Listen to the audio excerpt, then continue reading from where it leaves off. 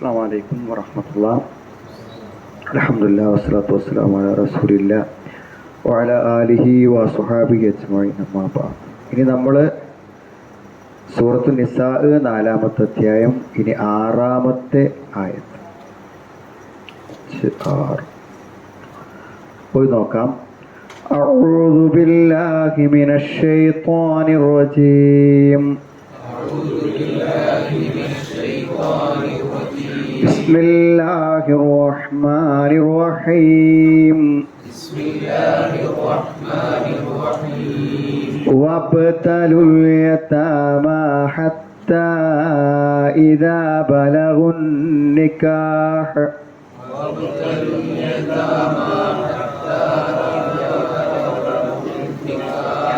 حتى إذا بلغوا النكاح فإن آنستم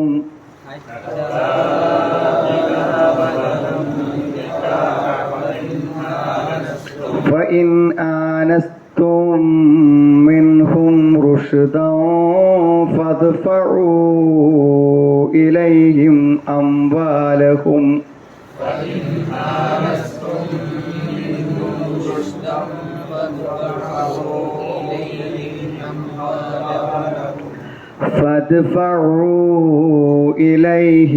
أموالهم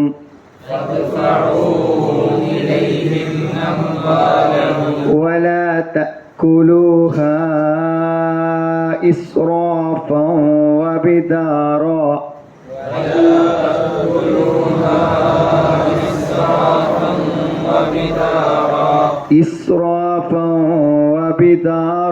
أن يكبروا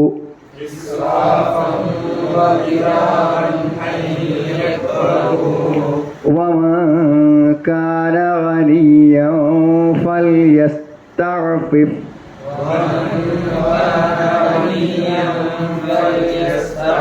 ومن كان فقيرا فليأكل بالمعروف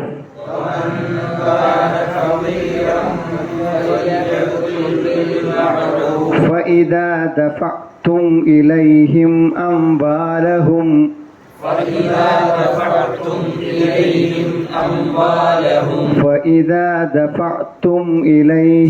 أموالهم فأشهدوا عليهم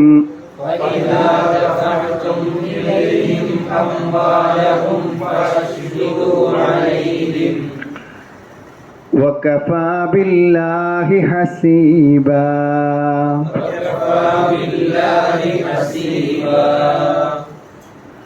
للرجال نصيب مما ترك الوالدان والأقربون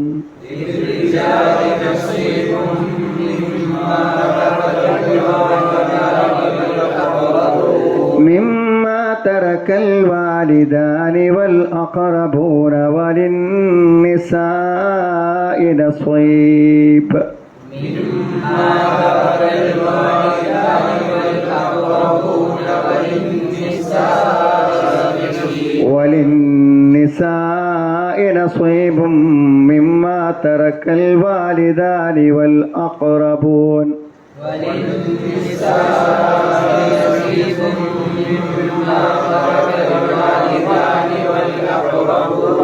مما ترك الوالدان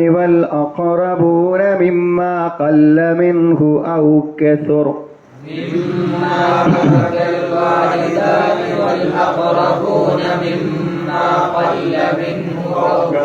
مما قل منه أو كثر نصيبا مفروضا.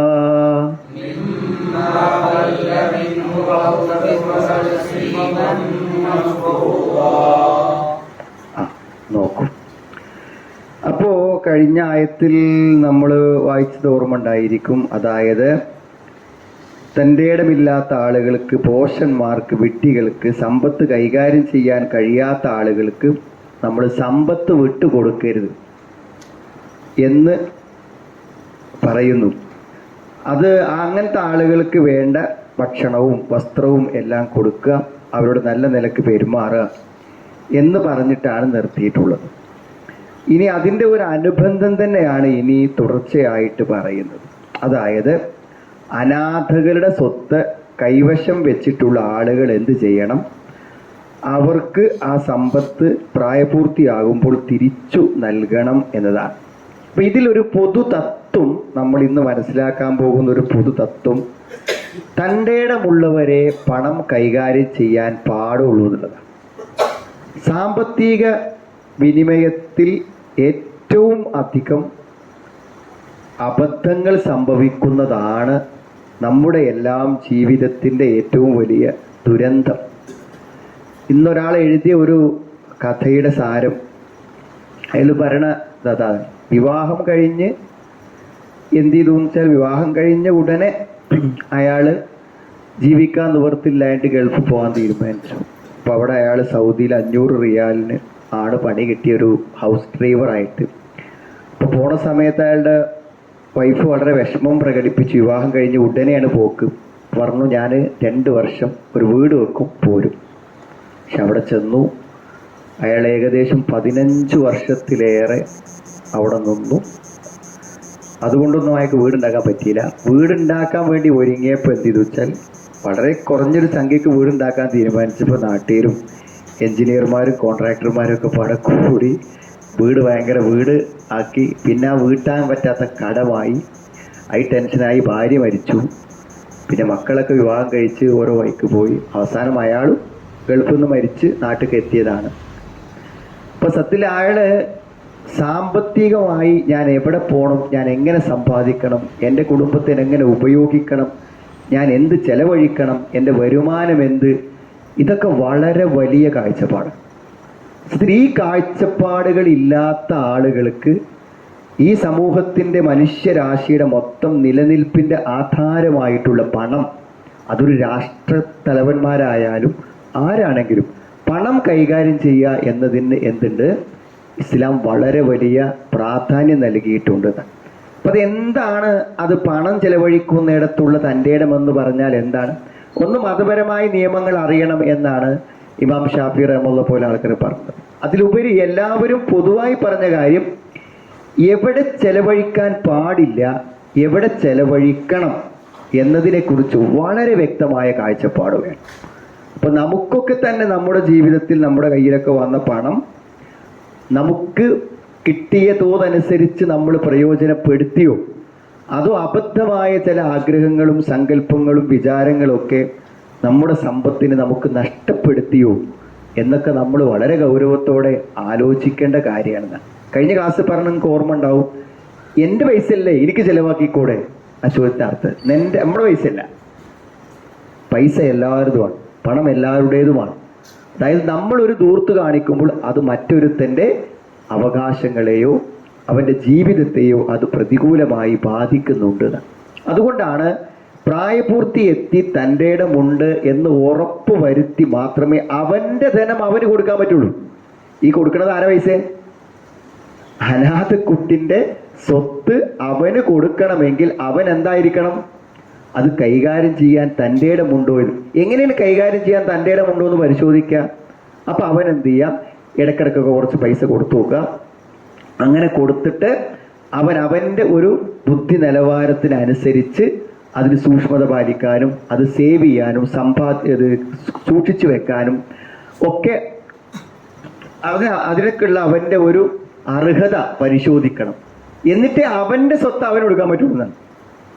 നമുക്ക് നിങ്ങൾ എന്തുകൊണ്ടാണ് ആ സ്വത്ത് അന്യാധീനപ്പെട്ടു പോവാൻ പാടില്ല.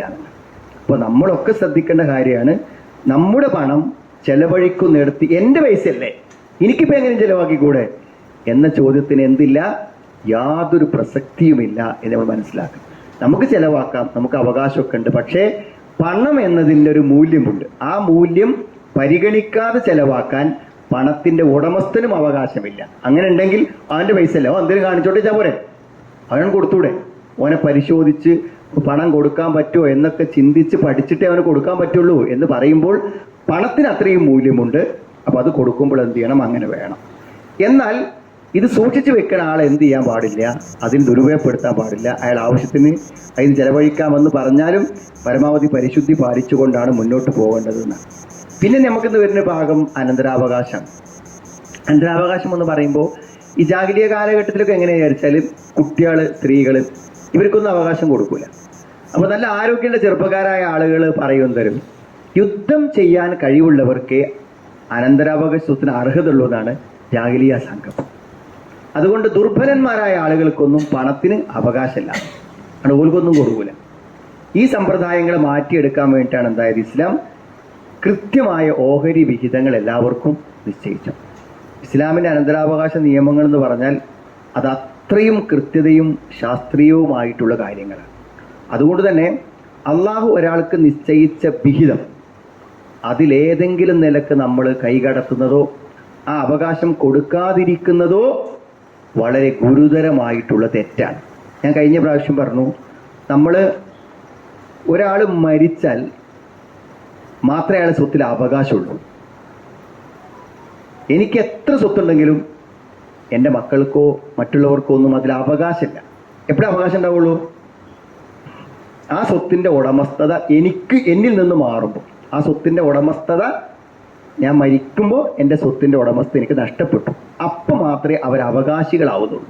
അതിന് മുന്നേ കൊടുക്കാൻ പറ്റുമോ വെച്ചാൽ കൊടുക്കാം, പക്ഷെ അവരാരും എന്തല്ല എൻ്റെ സ്വത്തിൻ്റെ അവകാശികളാണ്. പിന്നെ ഇനിയും മരിച്ചതിനൊരു അവകാശികളാവുമോ? മരിച്ചിട്ട് അവർ അവകാശികളാകണമെങ്കിൽ എന്ത് വേണം? ആദ്യം എൻ്റെ മയ്യത്ത് മറവ് ചെയ്യാനുള്ള ചെലവ് എടുക്കണം. ആ ചെലവ് അവർക്ക് അവകാശപ്പെട്ടതാണോ? അല്ല, അത് കഴിച്ചിട്ടേ അവർക്ക് അവകാശപ്പെട്ടു. ഇനി എനിക്ക് എന്തെങ്കിലും കടമുണ്ട്, ആ കടമെങ്ങാനും നിർവഹിക്കാതെ എൻ്റെ സ്വത്ത് ഓഹരി വെച്ചാൽ അവർ നിഷിദ്ധമാണ് കൈവശപ്പെടുന്നത്. എനിക്ക് വീട്ടാനുള്ള മുഴുവൻ കടവും വീട്ടിയിട്ട് മാത്രമേ അവർക്ക് എന്ത് ചെയ്യാൻ പറ്റുള്ളൂ. പിന്നെ വസിയത്ത്, ആർക്കെങ്കിലും വസിയത്തായിട്ട് നമ്മൾ പറഞ്ഞിട്ടുണ്ടെങ്കിൽ അനന്തരാവകാശിക്കില്ല, മറ്റാർക്കെങ്കിലും പറഞ്ഞിട്ടുണ്ടെങ്കിൽ ആ വസിയത്ത് നിർവഹിക്കണം. ഇത് കൊടുക്കാതെ ഒരാളെ സമ്പത്ത് ഉപയോഗിക്കുകയാണെങ്കിൽ അയാൾ നിഷിദ്ധമായതാണ് എന്ത് ചെയ്യണത്, ഭക്ഷിക്കുന്നത് എന്നാണ് പണ്ഡിതന്മാർ പറയുന്നത്. അത്ര കണിശത അതിലുണ്ട്. അത് എന്ത് ചെയ്യണം? അർഹതപ്പെട്ടവർക്ക് അർഹതപ്പെട്ട തോതിൽ കൊടുക്കുക എന്നുള്ളത് നിർബന്ധമായിട്ടുള്ള കാര്യമാണ്. ഇനി നോക്കൂ, വബുത്തരുൽ യതാമ. ഇബ്തിലാ എന്ന് പറഞ്ഞാൽ ഇഖ്തിബാർ, ഇംതിഹാന് എന്നൊക്കെ പറയും. പരീക്ഷിക്കുക, പരിശോധിക്കുക. അവിടെ വബുത്തരുൽ യതാമ, അനാഥകളെ നിങ്ങൾ പരീക്ഷിച്ച് നോക്കണം.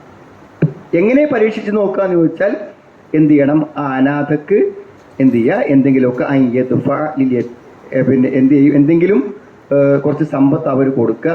എന്നിട്ട് അവൻ എന്ത് ചെയ്യാണ്? അതെങ്ങനെ ചെലവഴിക്കുന്നു എന്ന് നോക്കുക. അത് ശരിയായ രൂപത്തിൽ ചെലവഴിക്കുന്നുണ്ടെങ്കിൽ അവന് കൊടുക്കാം. ഹത്താ ഇദാ ബലഗു നിക്കാഹ്, എന്ത്? അവർക്ക് വിവാഹപ്രായമെത്തിയാൽ. അപ്പോൾ വിവാഹപ്രായം എത്തിക്കഴിഞ്ഞാൽ എന്ത് ചെയ്യണം? അവർക്ക് തൻ്റെ ഇടമുണ്ട് എന്ന് മനസ്സിലായി കഴിഞ്ഞാൽ എന്ത് ചെയ്യണം? അവരുടെ സമ്പത്ത് കൊടുക്കണം. അപ്പോൾ ആദ്യത്തെ കാര്യം എന്താണ്? അനാഥകളെ പരീക്ഷിച്ച് നോക്കുക. അങ്ങനെ അവർക്ക് വിവാഹപ്രായം എത്തിക്കഴിഞ്ഞാൽ എന്ത് ചെയ്യണം? അവർക്ക് ആ തൻ്റെ ഇടമുണ്ട് എന്ന് ബോധ്യപ്പെട്ടാലാണ് അവരുടെ സമ്പത്ത് അവർക്ക് നൽകേണ്ടത് എന്നാണ്. ഇവിടെ ബലഗു നിക്കാഹ് എന്ന് പറഞ്ഞാൽ എന്താണ്? വിവാഹപ്രായം എത്തുക. ഇവിടെ പ്രായപൂർത്തിയാവുക എന്നതിന് പകരം ഇവിടെ ഉപയോഗിച്ചത് എന്താണ്? വിവാഹപ്രായം എത്തുക. കാരണം വിവാഹപ്രായം എത്തുമ്പോഴാണ്, പ്രായപൂർത്തിയാകുമ്പോഴാണ് ഒരാൾ ആരാവുന്നത്? വിവാഹിതനാകുന്നത്. അതുകൊണ്ട് പ്രായപൂർത്തിയാവുക എന്നതിന് പകരം ഇവിടെ എന്തുപയോഗിച്ചു? വിവാഹപ്രായം എത്തുക എന്ന്. പ്രായപൂർത്തി കണക്കാക്കാൻ എന്ത് ചെയ്യാണ്? ആർത്തവത്തിൻ്റെ സമയം സ്ത്രീകളെ സംബന്ധിച്ചിടത്തോളം പരിഗണിക്കും. അതേപോലെ തന്നെ 15 വയസ്സ് എന്ന് പുരുഷനെ സംബന്ധിച്ചിടത്തോളം പറഞ്ഞിട്ടുണ്ട്. അതേപോലെ തന്നെ മറ്റു പല അടയാളങ്ങളും ലക്ഷണങ്ങളും ഒക്കെ എന്തുണ്ട്? അതിൻ്റെ പല മാനദണ്ഡങ്ങൾ, അപ്പോൾ ഖുർആൻ്റെ അടിസ്ഥാനത്തിന് പല മാനദണ്ഡങ്ങൾ പറഞ്ഞിട്ടുണ്ട്. ഏതായിരുന്നാലും ഇതൊക്കെ ആയിക്കഴിഞ്ഞാലും ഫഇൻ ആനസ്തും മിൻഹും റുഷ്ദ, ഫഇൻ ആനസ്തും, എന്നിട്ട് നിങ്ങൾക്ക് ബോധ്യപ്പെട്ടാൽ, കണ്ടറിഞ്ഞാൽ, നിങ്ങൾ മനസ്സിലാക്കിയാൽ, ഫഇൻ ആനസ്തും മിൻഹും, അവരിൽ നിന്നും റുഷ്ദൻ, എന്താണ് അവർക്ക് ആ ഒരു വിവേകം, തൻ്റെ ഇടം, പിന്നെ അതവർക്ക് ഉണ്ട് എന്ന് നിങ്ങൾക്ക് കണ്ടറിഞ്ഞാൽ, പിന്നെ റുഷ്ദിന് കാര്യബോധം എന്ന് പറയാം. കാര്യബോധം, തൻ്റെ ഇടം അതുണ്ടെന്ന് ബോധ്യപ്പെട്ടാൽ എന്ത് ചെയ്യണം? അവരെ സമ്പത്ത് അവർക്ക് കൊടുക്കണം എന്നാണ്. ഈ റുഷ്ദ് എന്ന് പറഞ്ഞാൽ എന്താണ്? ഈ സമ്പത്ത് ശരിയായി കൈകാര്യം ചെയ്യുവാനുള്ള പക്വത. അത് മതപരമായി സമ്പത്തിനെ കുറിച്ചുള്ള അറിവാവാം, അതല്ലെങ്കിൽ എവിടെ ചെലവഴിക്കണം, എവിടെ ചെലവഴിക്കേണ്ടതില്ല എന്നതിനെക്കുറിച്ചൊക്കെ കൃത്യമായ ബോധം അവർക്കുണ്ടാവണം എന്നുള്ളതാണ്. അങ്ങനെ വന്നാൽ ഫദ്ഫഉ ഇലൈഹിം അംവാലഹും, അവിടെ സ്വത്തുക്കൾ നിങ്ങൾ അവർക്ക് എന്ത് ചെയ്യണം? ഏൽപ്പിച്ചു കൊടുക്കണം എന്നാണ്. അവർക്ക് പ്രായപൂർത്തിയായി അവർക്ക് ആ സമ്പത്ത് കൈകാര്യം ചെയ്യും. അപ്പോൾ ഒരു കാര്യം, പ്രായപൂർത്തി ആയാലും തൻ്റെ ഇടമുണ്ടെങ്കിലേ, കാര്യബോധമുണ്ടെങ്കിലേ എന്തേൽപ്പിച്ചു കൊടുക്കാൻ പറ്റുള്ളൂ? സമ്പത്ത് ഏൽപ്പിച്ചു കൊടുക്കാൻ പറ്റുള്ളൂ എന്നാണ്. അതല്ലെങ്കിൽ പ്രായപൂർത്തിയായാൽ സമ്പത്ത് കൊടുക്കണം എന്ന് പറഞ്ഞാൽ മതി.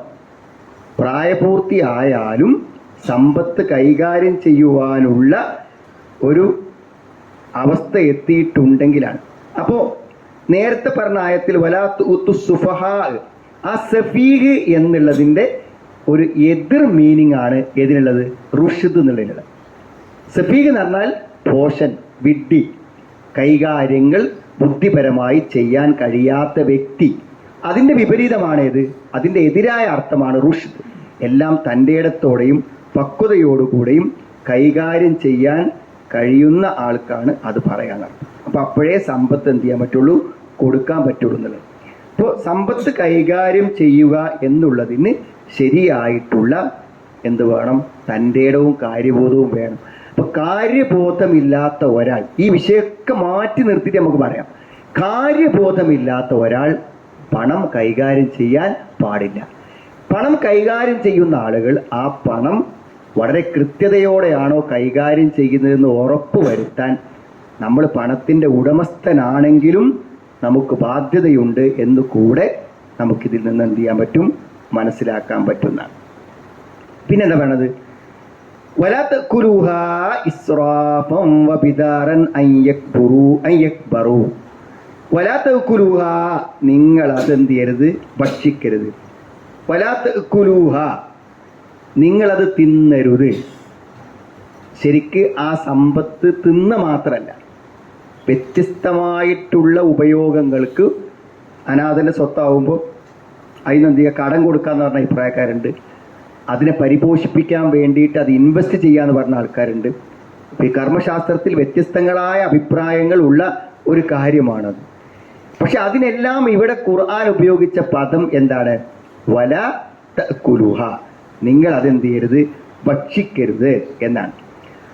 ഇസ്രാഫൻ, ഇസ്രാഫ് എന്ന മുജാവസത്തുൽ ഹദ്, അതായത് അതിൻ്റെ ശരിയായ പരിധിക്കപ്പുറത്തേക്ക് നിങ്ങൾ എന്ത് ചെയ്യരുത്? അതായത് അമിതമായി ഇസ്രാഫ്. ഇസ്രാഫ് എന്ന് പറഞ്ഞാൽ അമിത വ്യയം എന്നാണ് പറയാം. വലതിൽ ഇതാ അംഫക്കൂലം യുസ്രിഫു വലം യക്തുർ. ഈ അമിത വ്യയം എന്ന് പറഞ്ഞാൽ എന്താണ്? പല അനാവശ്യ കാര്യങ്ങൾക്ക് ചെലവഴിക്കുന്നതിന് അമിത വ്യയം എന്ന് പറയും. ആവശ്യമായ ഒരു കാര്യത്തിനും എന്താണ്? അമിതമായി ചെലവാക്കുമ്പോൾ അതിനെന്ത് പറയും? തെറ്റായ കാര്യത്തിൽ പണം ചെലവഴിക്കുമ്പോൾ എന്തായാലും അതിന് ഇസ്രാഫ് എന്ന് പറയും. തെറ്റായ ഒരു കാര്യത്തിനാൾ പണം ചെലവഴിക്കുമ്പോൾ എന്തായാലും അതിനെന്ത് ചെയ്യും? ഇസ്രാഫ് എന്ന് പറയും. വലാ തഅ്കുലൂഹ ഇസ്രാഫൻ വബിദാറൻ അൻ യക്ബറൂ. വബിദാറൻ, ധൃതിപ്പെട്ടുകൊണ്ട്. ബിദാർ എന്നാൽ ധൃതിപ്പെടുക, അതായത് ഐ യക്ബറു, അവർ വലുതാകുമെന്ന്, അവർ വലുതായി വന്നാൽ ഈ സ്വത്തൊക്കെ അവർക്ക് കൊടുക്കേണ്ടേരോലോ എന്ന് വിചാരിച്ചിട്ട് എന്ത് ചെയ്യാം? അത് ധൃതിപ്പെട്ട് തിന്നു കളയാം, വേഗത്തിൽ തീർക്കുക. ഇവൻ വലുതാവുമ്പോഴേക്കിന് ഇതുമൊന്ന് കിട്ടണതൊക്കെ എന്ത് ചെയ്യാം? കൈവശപ്പെടുത്താം എന്ന് വിചാരിച്ച് ധൃതിപ്പെട്ടുകൊണ്ട് ആ സമ്പത്ത് ചെലവഴിക്കുവാൻ വേണ്ടി ശ്രമിക്കുക. അതാണ് വലാ തഅ്കുലൂഹ. വലാ തഅ്കുലൂഹ ഇസ്രാഫൻ എന്ന് പറഞ്ഞാൽ മുജാവസത്തൻ ലിൽ ഹദ്ദിൽ ഹലാൽ അല്ലദി അബാഹഹുല്ലാഹു ലക്കും മിൻ അംവാലി. അള്ളാഹ് അനുവദിച്ചതിൻ്റെ അപ്പുറത്തേക്ക് എന്ത് ചെയ്യുക? ചെലവഴിക്കുക. എന്നിട്ട് ഹറാം ആയ അവസ്ഥയിലേക്ക് എത്തുക. വലാ തഅ്കുലൂഹ ഫി ഹാരി സിഗരിഹിം. അവർ ചെറിയ കുട്ടികളാവുമ്പോൾ നിങ്ങൾ അവർക്ക് എന്ത് ചെയ്യുക, തിന്നു തീർക്കാം. എന്തിനും നിങ്ങളിൽ നിന്ന് അവർക്കത് തിരിച്ചു വാങ്ങാൻ അവസരം കിട്ടാത്ത വിധത്തിലൊക്കെ തീർക്കാൻ വേണ്ടി അത് നിങ്ങൾ എന്ത് ചെയ്യാൻ പറ്റില്ല. തുബാദിറൂന ബിദാലിക അൻ യക്ബറു, അവർ വലുതാകുമെന്ന് വിചാരിച്ച് നിങ്ങൾ എന്ത് ചെയ്യാം, ധൃതിപ്പെട്ടുകൊണ്ട് അതൊക്കെ തീർക്കാൻ വേണ്ടി ശ്രമിക്കാം. ഇതൊന്നും നിങ്ങൾ എന്ത് ചെയ്യാൻ പാടില്ല, ചെയ്യാൻ പാടില്ല. വമൻ കാന ഗനിയ്യൻ ഫൽയസ്തഅഫിഫ് വമൻ കാന ഗനിയ്യൻ ഫൽയസ്തഅഫിഫ്. ഇനി ഈ അനാഥന്റെ സ്വത്ത് സംരക്ഷിക്കുന്ന വ്യക്തി അയാൾ എന്താണ്, അയാൾ സമ്പന്നനാണെങ്കിൽ, ധനികനായിരുന്നാൽ ഫൽയസ്തഅഫിഫ്, അവൻ അത് ഉപയോഗിക്കാതെ മാന്യത പാലിച്ചു കൊടുക്കുക. ഇഫത്ത്, അതിനൊന്നും കൊടുക്കാതെ നമുക്ക് ജീവിക്കാൻ വക ഉണ്ടല്ലോ, പിന്നെ എന്തിനാ നമ്മൾ അവരെ തിന്നണ്? അപ്പൊ അങ്ങനത്തെ ആളുകൾ എന്ത് ചെയ്യണ്ട, അനാഥനെ സംരക്ഷിക്കുകയാണെങ്കിൽ അനാഥന്റെ തിന്നാലോ എന്ന് വിചാരിച്ച് തിന്നേണ്ട കാര്യമില്ല. പരമാവധി എന്താ നല്ലത് അറിയോ, നമ്മൾ എന്തെങ്കിലും പൊതു കാര്യങ്ങൾ കൈകാര്യം ചെയ്യുമ്പോൾ നമ്മുടെ അടിസ്ഥാനപരമായി എടുക്കാവുന്ന വിഹിതവും നമ്മൾ എടുക്കാതെ സൂക്ഷിക്കുന്നതാണ് ഏറ്റവും നമുക്ക് നല്ലത്. നമ്മളെ കൊണ്ട് പറ്റുന്നുണ്ടെങ്കിൽ നമ്മൾ എന്ത് ചെയ്യുക, എടുക്കാതെക്കുക. കാരണം എടുക്കുമ്പോൾ അത് എടുക്കാൻ അർഹത ഉണ്ടോ ഇല്ലയോ എന്ന് എന്ത് ചെയ്യണം, അത് അത്ര ഉണ്ടോ അതിനേക്കാളുണ്ടോ എന്നൊക്കെ നമുക്ക് കൃത്യത വേണ്ടേ. അപ്പൊ കഴിയുന്നതും എന്ത് ചെയ്യുക, അത് ചെയ്യാതെക്കലാണ് എപ്പോഴും നല്ലത്.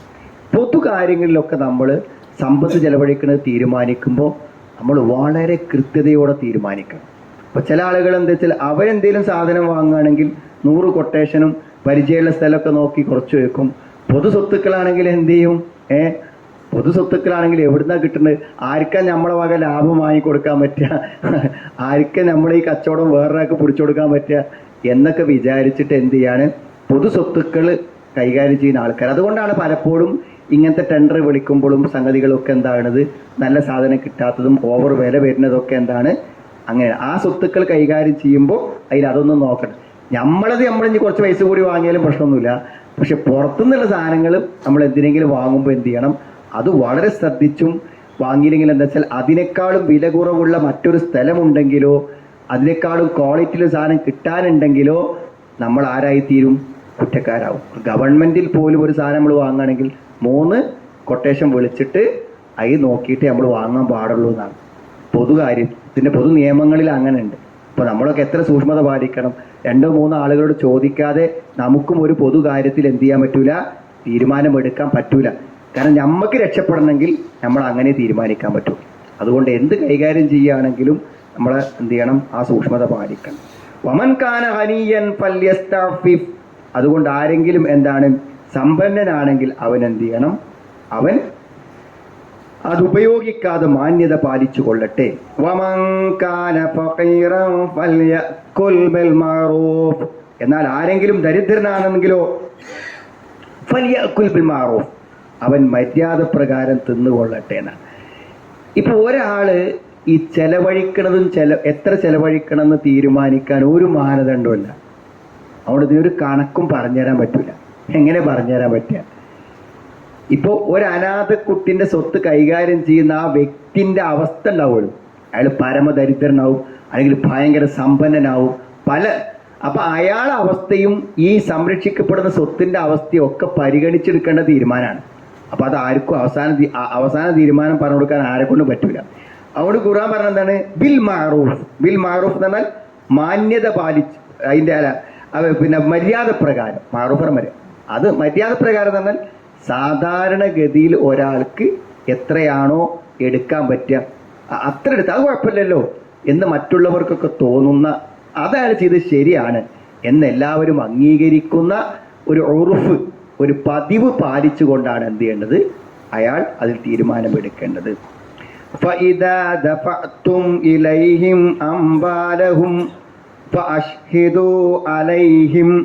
ഇനി നിങ്ങൾ പരിശോധിച്ചു, അവർക്ക് തൻ്റെ ഇടമുണ്ട് എന്നൊക്കെ ബോധ്യപ്പെട്ടു, അങ്ങനെ സ്വത്ത് കൊടുക്കാൻ വേണ്ടി തീരുമാനിച്ചു. അങ്ങനെ فَإِذَا دَفَعْتُمْ إِلَيْهِمْ أَمْوَالَهُمْ, അവിടെ സ്വത്തുക്കൾ നിങ്ങൾ അവർക്ക് ഏൽപ്പിച്ചു കൊടുക്കുമ്പോൾ എന്ത് ചെയ്യണം, فَأَشْهِدُوا عَلَيْهِمْ, അവരുടെ മേൽ നിങ്ങൾ സാക്ഷ്യപ്പെടുത്തിക്കൊള്ളുവീൻ, അവരുടെ മേൽ നിങ്ങൾ സാക്ഷ്യം നിർത്തണം. ഈ സാമ്പത്തിക വിനിമയ കാര്യങ്ങളിലെല്ലാം നമുക്ക് സാക്ഷി വേണം. ഒരു കടം എഴുതി വെക്കുമ്പോൾ പോലും എന്ത് ചെയ്യണം? സാക്ഷി വേണം. മനസ്സിലെ ഇപ്പം അടുത്തൊരാൾ എൻ്റെ അടുത്ത് വന്നിട്ട് പറഞ്ഞൊരു കാര്യമാണ്, അയാൾ എത്രയോ കാലമായി പണം സമ്പാദിക്കണം. അപ്പം അയാളുടെ ഒരു വീക്ക്നെസ്സാണ് എന്ത്, ബന്ധുക്കളോ കുടുംബങ്ങളോ ആരെങ്കിലുമൊക്കെ വന്നിട്ട് എന്ത് ചെയ്യും? പൈസ വെക്കും. അപ്പോൾ അത് കടമായിട്ടാണ് ചോദിക്കും. അപ്പോൾ അവർക്ക് 10 ലക്ഷം 15 ലക്ഷം ഒക്കെ കൊടുക്കും. അപ്പോൾ കൊടുക്കുമ്പോൾ അതൊക്കെ പരിചയക്കാരല്ലേ, ബന്ധുക്കളല്ലേ, അങ്ങനെ കൊടുക്കും. അങ്ങനെ കൊടുത്ത പൈസകൾ എന്താണ്, ചില ആൾക്കാർ തന്നിട്ടില്ല എന്ന് പറയാം. ഏത് അങ്ങനെ പൈസ, ഞാൻ പൈസ തന്നില്ലല്ലോ, പിന്നെ അത് നീ അന്ന് കടമായിട്ട് തന്നൊന്നല്ല, അത് അന്ന് എന്ത് ചെയ്യും? ഞാൻ ചോദിച്ചപ്പോൾ തന്നു, കടാന്ന് എന്നോട് പറഞ്ഞിട്ടില്ലല്ലോ, കടാന്ന് പറഞ്ഞാലേ ഞാൻ കടത്തി കൂട്ടുള്ളൂ, ഇപ്പം എങ്ങനെ എനിക്ക് തരാൻ കഴിയുക എന്ന് പറഞ്ഞാൽ അയാൾ ഇത്ര കാലം സമ്പാദിച്ച ഒരു പൈസക്കും അഡ്രസ്സ് ഇല്ല. അയാൾ ഇത്ര കാലം സമ്പാദിച്ച ഒരു പൈസക്കും അഡ്രസ്സ് ഇല്ല. അപ്പോൾ ഒക്കെ കേട്ട് ഞാൻ അയാൾ പറഞ്ഞു വെച്ചാൽ, നിങ്ങൾ ഇനി അധ്വാനിച്ചിട്ടും കാര്യമില്ല, നിങ്ങൾ ഇനി അധ്വാനിച്ചിട്ടും കാര്യമില്ല. കാരണം ഇത് നിങ്ങളുടെ ഒരു പ്രകൃതിയാണ്. അത് നിങ്ങൾക്ക് മാറ്റാൻ കഴിഞ്ഞിട്ടില്ലെങ്കിൽ നിങ്ങൾക്ക് ഒരിക്കലും. അതുകൊണ്ട് ആർക്ക് നിങ്ങൾ പൈസ കൊടുക്കുകയാണെങ്കിലും അത് സദക്കയോ സമ്മാനമൊന്നും അല്ലെങ്കിൽ എന്ത് ചെയ്യണം? 2 സാക്ഷി. അത് ഖുർആനിലെ ഏറ്റവും വലിയ ആയത്താണ്. 2 സാക്ഷിനെ വെച്ചിട്ട് എന്ത് ചെയ്യണം? അത് എഴുതണം.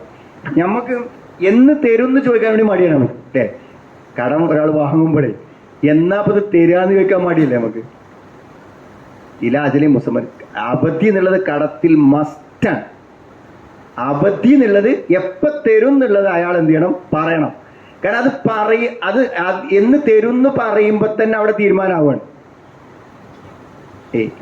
എന്ന് തരും എന്ന് ചോദിച്ചാൽ എന്തൊക്കെ ഉണ്ടത്? കട ആണെന്നുള്ളതുണ്ട്, മനസ്സിലായി? അപ്പോഴയാൾ ആലോചിക്കുന്നത് കൊടുക്കേണ്ടി വരും ഓരോന്ന്. അപ്പോഴാണ് അയാൾ ആലോചിക്കുക. അങ്ങനെ ഇപ്പം ഞാൻ 2 മാസം അതിന് കൊടുക്കുന്നതാണ്, അന്ന് എവിടെ നിന്ന് എനിക്ക് പൈസ കിട്ടുക? ഇപ്പം കടം വാങ്ങാൻ വരുമ്പോൾ എവിടുന്ന പൈസ കിട്ടുന്ന ആലോചിച്ചിട്ടുണ്ടാവില്ലാണ്. കടം വാങ്ങാൻ വരുമ്പോൾ ഇത് എവിടുന്ന തിരിച്ചു കൊടുക്കാമെന്ന് ആലോചിച്ചിട്ടുണ്ടാവില്ല. പക്ഷെ എപ്പോഴായി നീ തരാന്ന് വെക്കുമ്പോഴാണ് അയാൾ എന്ത് ചെയ്യുക? ഇത് തിരിച്ചു കൊടുക്കണമല്ലോ, അപ്പോൾ എപ്പോഴാണ് കൊടുക്കാൻ പറ്റുക? ഒക്കെ അയാൾ അപ്പോഴാണ് എന്ത് ചെയ്യുക? ആലോചിക്കുന്നുണ്ടായിരിക്കും. അപ്പോൾ ഇസ്ലാം എത്ര ഇതാണ്. ഇപ്പം ഞമ്മക്കാണെങ്കിൽ ഇപ്പോൾ എപ്പോഴാണ് തരാന്ന് ചോദിക്കുക, 2 സാക്ഷിയാന്നൊക്കെ പറയുകയാണെങ്കിൽ എന്താ അത്രയും എന്നെ വിശ്വാസം? എന്നെ വിശ്വാസമല്ല ഉണ്ടല്ല, അത് എനിക്ക് കൂലിട്ടല്ല പരിപാടിയാണ്. എന്ത് സുന്നത്തായൊരു കാര്യമാണ്. അപ്പം നമ്മൾ എഴുതുകയാണെങ്കിൽ നമുക്ക് എന്തുണ്ടാവും? ഖുർആനിൽ പറഞ്ഞൊരു കാര്യം ഞാനും ചെയ്യല്ലേ, അപ്പം നമുക്കൊരു കൂലിട്ടൂലേ? ഇത് തരുമെന്ന് എനിക്ക് ഉറപ്പാണ്, കടാന്ന് ഉറപ്പാണ്, നമുക്ക് ആരും സാക്ഷ്യം പറയാം. പക്ഷെ ഇതൊക്കെ ഉണ്ടാക്കിയാൽ എന്തുണ്ട്? ഇസ്ലാമിൽ അതിനൊരു കൂലിയുണ്ട്, അതുകൊണ്ട് ചെയ്യാണ് എന്ന് പറഞ്ഞാൽ ആർക്കെങ്കിലും എന്തിനും പറയാൻ പറ്റും? ഒന്നും പറയാൻ പറ്റില്ല. പക്ഷെ അതൊക്കെ നമുക്ക് എത്ര സുരക്ഷിതത്വം നൽകും എന്ന് നമ്മൾ എന്ത് ചെയ്യണം? ആലോചിക്കണം. ചിലപ്പോൾ നമ്മളെ കച്ചവടം കൊടുക്കുമ്പോൾ നമ്മൾ വെച്ചാൽ അന്ന് 2 ലക്ഷം കൊടുക്കണം, 2 ലക്ഷമൊക്കെ തരും. പിന്നെ നമ്മൾ കട വീട്ടിൽ 2 ലക്ഷം ചെല്ലുമ്പോൾ പറയാണ്, ഞാനൊന്ന് കടമായിട്ട് തന്നല്ല, എൻ്റെ കച്ചവടത്തിൽ ഞാൻ ഷെയറാണ് മൊത്തത്തിൽ കൂട്ടിയിട്ട്. അപ്പം ഇത് ആ കടം വാങ്ങിയപ്പോൾ തീരുമാനിക്കേണ്ടതാണ് എന്ത്, ഇത് കട ആണോ ഷെയർ ആണോ എന്നൊക്കെ അന്ന് ചോദിക്കണേ. ചോദിക്കാതെ നിൽക്കണം. അപ്പം ഞാൻ പറഞ്ഞതെന്ന് വെച്ചാൽ, ഇയാളെ കച്ചവടം മെച്ചപ്പെടുകയാണെങ്കിൽ ഇവൻ എന്ത് പറയും? അത് ഷെയറാണ്. അവനെ കച്ചവടം പൊളിഞ്ഞാലോ ഞാൻ കടാണ് വന്നാണ്. മനസ്സിലായി? ഒരാൾ ഇതേമാതിരി ഇവിടെ വന്നു ഒരു വെള്ളിയാഴ്ച. അപ്പോൾ അയാൾ വേറൊരാൾക്ക് അയാളൊരു ബിസിനസ് തുടങ്ങി. ആ ബിസിനസ് പെട്ടെന്ന് അടിച്ച് കയറി. അപ്പോൾ ആൾക്കാരൊക്കെ അയാൾക്ക് ചെന്നിട്ട് ഇനി കുറച്ച് പൈസ ഉണ്ട്, ഞാനിതിൽ തരാം എന്നിട്ട് എല്ലാവരും ചോദിക്കാതെ തന്നെ ഇങ്ങനെ കൊണ്ടുപോയിട്ട് അയാൾക്ക് കൊടുത്ത് എല്ലാവർക്കും. അങ്ങനെ കൊണ്ടുപോയി കൊടുത്ത അവസാനം എന്ത് ചെയ്തു വെച്ചാൽ അയാൾ കച്ചവടം ആയി. അപ്പോൾ അയാൾ പൈസ തരുന്നില്ല എന്ന് പറഞ്ഞ ഒരാൾ ഇവിടെ വന്നു. അപ്പോൾ ഞാൻ അയാളോട് ചോദിച്ചു, നിങ്ങൾ അയാൾക്ക് പൈസ കൊടുത്തത് കടമാണ്? അല്ല, ഞാൻ ഷെയർ ആയിട്ടാണ് കൊടുത്തത്. ഷെയർ ആയിട്ടാണെങ്കിൽ നിങ്ങൾക്ക് ഇതുവരെ ലാഭം കിട്ടിയോ? കിട്ടി. എന്നാൽ ഇനി ഞാൻ ചോദിക്കാൻ പറ്റില്ല. അയാളെ പൈസ പോയിട്ടുണ്ടെങ്കിൽ ആ പൈസ നിങ്ങളതും കൂടെയാണ് പോയത്. അവിടെ നഷ്ടം നിങ്ങളും സഹിക്കണം, അയാളും സഹിക്കണം. ഇനി അപ്പോൾ കട ആണോ എന്നാണ് പിന്നെ ഒരു സംശയം. കട ആണ് എന്നാണ് നിങ്ങൾക്ക് സംശയം ഞാൻ പറഞ്ഞാൽ, നിങ്ങൾ എത്ര കൊടുത്തത്? നിങ്ങൾക്ക് ആകെ ഇത്ര സമയം കൊണ്ട് അയാൾക്ക് എത്ര എനിക്ക് തന്നു? അപ്പോൾ അയാൾ കൊടുത്തത് എത്ര? 5 ലക്ഷം. അയാൾക്ക് 8 ലക്ഷത്തോളം കിട്ടി. അപ്പോൾ കട ആണെങ്കിൽ ഇനി 3 ലക്ഷം അയാൾ എന്ത് ചെയ്യണം? അയാൾക്ക് തിരിച്ചാണ് കൊടുക്കണം. അപ്പോൾ നിങ്ങൾ എന്താണ് ഞാൻ നിങ്ങൾക്ക് ഈ തരാനുള്ള ആളെടുത്ത് പൈസ വാങ്ങിക്കൊടുക്കാനാണ് നമ്മോട് പറയണത്? നമുക്ക് പരിചയമുള്ള ആളാണ്. അപ്പോൾ എന്ത് അടിസ്ഥാനത്തിലാണ് ഞാൻ അയാളോട് ചോദിക്കണത്? കടമാണോ? അങ്ങനെ എനിക്ക് തന്നു കഴിഞ്ഞില്ലേ, ഇനി അങ്ങോട്ട് കൊടുക്കാനാണ്. ഷെയർ ആണോ? എങ്കിൽ എന്ത് ചെയ്യണം? അയാളെപ്പോലെ നഷ്ടം നിങ്ങളും എന്ത് ചെയ്യണം? സഹിക്കണം. അപ്പോൾ ഈ നിയമങ്ങളൊന്നും പാലിക്കാതെയാണ് ആളുകൾ. അപ്പോൾ ഈ കൈകാര്യം ചെയ്യാന്നില്ല എല്ലാവരും കഴിയൂല. നമ്മളൊന്ന് പൊതുസ്വത്ത് കൈകാര്യം ചെയ്യാൻ കഴിയാത്ത ആൾക്കാരാണെങ്കിൽ നമ്മളൊന്ന് തൊടാൻ നിൽക്കരുത്. നമ്മൾ പരലോകം നഷ്ടപ്പെടും. അബൂദർ ഗഫാർ റളിയല്ലാഹു അൻഹു എന്ന് പറഞ്ഞാൽ എത്ര ത്യാഗപരനായ സഹാബിയാണ്. പക്ഷെ അബൂദറിനോട് നബി പറഞ്ഞു, എനിക്ക് എന്നെ ഇഷ്ടമാണ്, ഞാൻ അങ്ങേയറ്റം അബൂദർ എന്നെ ഇഷ്ടപ്പെടുന്നു എന്നാണ്. പക്ഷെ എനിക്ക് എന്നോട് പറയാനുള്ളത്, എന്ത് ചെയ്യരുത്, അനാഥകളുടെ സ്വത്തുക്കൾ കൈകാര്യം ചെയ്യരുത്, അതിനുള്ള ശക്തി നിനക്കില്ല എന്ന്. അപ്പൊ കൈകാര്യം ചെയ്യാൻ കഴിയാത്ത കാര്യം എന്ത് ചെയ്യരുത്, അത് കൈകാര്യം ചെയ്യാൻ. ഇപ്പോൾ ഇതിന്റെ തഫ്സീർ കാണാൻ പറ്റും, ബുദ്ധി ഉണ്ട് എന്നുള്ളതിനുള്ള തെളിവാണെന്ത്, സമ്പത്ത് കൈകാര്യം ചെയ്യുവാനുള്ള കഴിവ്. ഒരാൾ പൊട്ടനാണോ ബുദ്ധിയുള്ള ആളാണോ എന്ന് അറിയാനുള്ള മാർഗം എന്താണ്, കുറച്ച് പൈസ അയാൾക്ക് കൊണ്ടേ കൊടുത്താൽ അയാൾക്ക് ബുദ്ധി ഉണ്ടോ അല്ലേന്ന് എന്ത് ചെയ്യാൻ പറ്റും, അറിയാൻ പറ്റും. അത്രമാത്രം തൻ്റെ ഇടം ആവശ്യമുള്ളതാണെന്ത്, പണം ചെലവഴിക്കുന്ന കാര്യത്തിൽ ആവശ്യമായിട്ടുള്ള സംഗതി എന്നുള്ളതാണ്. പോട്ടെ. അപ്പൊ സാക്ഷി വേണം. വാഷ്ഹിദു അലൈഹിം, അതിലെന്ത് ചെയ്യണം, സാക്ഷി വേണം. സാക്ഷി എന്ത് ചെയ്യണം, എന്തിനാ സാക്ഷി വെച്ചാൽ കുറച്ച് കാലം കഴിഞ്ഞാൽ അത്ര നല്ല സ്വത്ത് ഉണ്ടായിരുന്നത് അതിൻ്റെ കുറച്ചേ നമുക്ക് തന്നിട്ടുള്ളൂ, ഇത് എൻ്റെ സ്വത്ത് ഇത്രയാണ് എന്നെ ഏൽപ്പിച്ച സംഗതി, അത് മുഴുവൻ നിനക്ക് കൈമാറുന്നുണ്ട്, അത് ഇത്ര ഞാൻ ബാങ്കിൽ അക്കൗണ്ടായിട്ട് തന്നു, ഇത്ര ഞാൻ ക്യാഷായി തന്നു, ഇത്ര സംഗതിയായി തന്നു എന്നുള്ളത് വേറെ രണ്ടാളെ വിളിച്ച് ബോധ്യപ്പെടുത്തിയിട്ട് എന്ത് ചെയ്യേണ്ടത്, സാക്ഷി നിർത്തിയിട്ടാണ് കൊടുക്കേണ്ടത് എന്നാണ്. വകഫാ ബില്ലാഹി ഹസീബ, എന്താണ്, കണക്ക് നോക്കുന്നവനായ അള്ളാഹു മതി. നീ നമ്മൾ പോലെ ബോധ്യപ്പെടുത്തിയ ജോലികളെ എപ്പൊക്കെ കണക്കുണ്ടാക്കുന്ന കാര്യം ഇങ്ങനെ ശരിക്കൊക്കെ ബോധ്യപ്പെടുത്തിയതല്ല ശരിക്കുള്ള കണക്കെന്നുണ്ടെങ്കിൽ നമ്മൾ അള്ളാഹിൻ്റെ ചെല്ലുമ്പോൾ ആ കണക്ക് വേറെ കൊടുക്കേണ്ടി വരും. കണക്കൊക്കെ എഴുതി കൊടുക്കാൻ എളുപ്പമാണ്, പക്ഷെ ആ കൊടുക്കുന്ന കണക്ക് തൽക്കാലം നമുക്ക് രക്ഷപ്പെടാനും സേഫ് ആകാനും അത് മതിയാവും. പക്ഷെ അള്ളാഹുവിൻ്റെ ഇടയ്ക്കിൽ അത് സ്വന്തമല്ലെങ്കിൽ അവിടെ നമ്മൾ എന്ത് ചെയ്യേണ്ടി വരും, ശരിയായ കണക്ക് നമ്മൾ അവിടെ എന്ത് ചെയ്യേണ്ടി വരും, ബോധിപ്പിക്കേണ്ടി വരും എന്നാണ് അതിൻ്റെ അർത്ഥം. ഇപ്പൊ സമ്പത്ത് കൈകാര്യം ചെയ്യുന്നിടത്തും വിനിമയം ചെയ്യുന്നിടത്തുമുള്ള ധാരാളം ആശയങ്ങൾ നമുക്ക് നൽകുന്ന ഒരു സംഗതിയാണത്. അതുകൊണ്ട് സമ്പത്ത്, ഹലാലായ സമ്പത്ത് വളരെ മൂല്യവത്താണ്. അതുകൊണ്ട് നമ്മൾ എന്ത് ചെയ്യണം, അത് കൈകാര്യം ചെയ്യുന്ന സമയത്ത് ഹുസ്നു തസറുഫ് ഫിൽ മാലി മിഅ്യാറുൻ, അതാണ് ധനത്തിലുള്ള കൈകാര്യത്തിനല്ല, അതെന്താണ്, ഒരു അളവുകോലാണെന്നാണ്. യുമയ്യസു ബിഹി റഷീദുൽ ആഖിൽ, അതുകൊണ്ട് ബുദ്ധിയുള്ളവൻ ആരാന്ന് അതുകൊണ്ട് മനസ്സിലാക്കാം. മിനസ് സഫീഹിൽ ജാഹിൽ, ഒരു വിഡ്ഢിയിൽ നിന്നും ബുദ്ധിയുള്ളവനെ മനസ്സിലാക്കാൻ എന്താണ്, അൽ മാലു അമാനത്തുൽ അദീമ, ധനം എന്നുള്ളത് വലിയ ഒരു അമാനത്താണ്. അതുകൊണ്ട് ഇൻസാനി മാല യത്തീമിൻ, ഒരു യത്തീമിന്റെ ധനം ആരെത്തെങ്കിലും ഏൽപ്പിക്കുകയാണെങ്കിൽ, ഔ സഫീഹിൻ, അല്ലെങ്കിൽ വിവരമില്ലാത്ത ഒരുത്തൻ്റെ കൊടുക്കുകയാണെങ്കിൽ, ഫൽയുഹ്സിൻ തസറുഫഹു ഫീഹി, അതിലുള്ള ക്രയവിക്രയം അവൻ നന്നാക്കട്ടെ എന്നാണ്. ഫലാ യംനഉ ഹഖ്കം മിൻഹു, അവൻ്റെ ഒരു അവകാശവും തടയാൻ പാടില്ല. എന്നാൽ അവൻ ആവശ്യമുള്ളത് അവർക്ക് ആവശ്യത്തിന് ചെലവഴിക്കാതിരിക്കാനും പാടില്ല. അങ്ങനത്തെ സൂക്ഷ്മത എന്ത് ചെയ്യണം, അതിൽ പാലിച്ചുകൊണ്ടാവണം അത് കൊടുക്കേണ്ടത് എന്നാണ് പറയുന്നത്. നോക്കാം, ഇനി അനന്തരാവകാശ നിയമങ്ങളുമായി ബന്ധപ്പെട്ടിട്ടുള്ള കാര്യങ്ങളാണ് പറയാൻ പോകുന്നത്. ഇപ്പോൾ 7 അതിന് തുടക്കം പറയുന്നുണ്ട്, 11 ആവുമ്പോൾ അത് പൂർണ്ണമായും വിശദീകരിക്കുന്നുണ്ട്. ഇൻഷാ അല്ലാഹ് എടുത്തിരിക്കാം, ഓതി നോക്കാം. അഊദു ബില്ലാഹി മിനശ് ശൈത്വാനിർ റജീം. ബിസ്മില്ലാഹിർ റഹ്മാനിർ റഹീം. വബ്തലുൽ യതാമാ ഹത്താ ഇദാ ബലഗുൻ നിക്കാഹ്.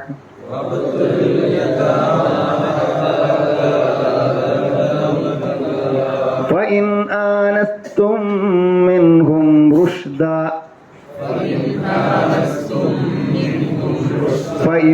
آنستم منهم رشدا فادفعوا إليهم أموالهم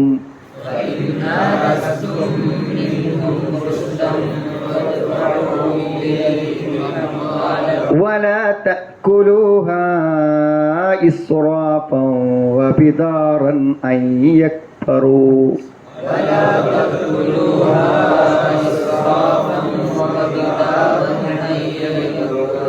ومن كان غنيا فليستعفف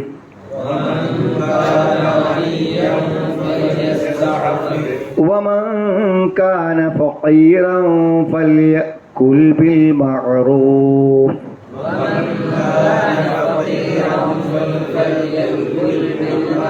فإذا دفعتم إليهم أموالهم فأشهدوا عليهم وإذا دفعتم إليهم أموالهم فأشفقوا عليهم وكفى بالله حسيبا.